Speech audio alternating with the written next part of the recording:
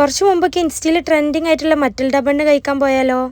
അതും വേറെ എവിടെയല്ല, നമ്മുടെ ഹണി സ്പെഷ്യൽ കേക്കിലാണ്. ആക്ച്വലി ഇത് കഴിക്കാൻ വേണ്ടി വന്നതല്ല കേട്ടോ. മെനു നോക്കി അവസാനം ഞാൻ കണ്ടത് മാംഗോ റുമാനിയാണ്. അത് ഫിക്സ് ആക്കിയപ്പോഴാണ് കേട്ടോ തൊട്ടടുത്തുള്ള മറ്റിൽഡ ബണ്ണ് കണ്ടത്. പിന്നെ ഒന്നും നോക്കിയില്ല, അതെന്നെ ഓർഡർ ചെയ്തും കണ്ട് അതിന് വേണ്ടി വെയിറ്റ് ചെയ്തു. അത് മാത്രമല്ല കേട്ടോ, ഒരു ഗ്രീൻ ആപ്പിൾ മൊജിറ്റും കൂടെ പറഞ്ഞിട്ടുണ്ടായിരുന്നു.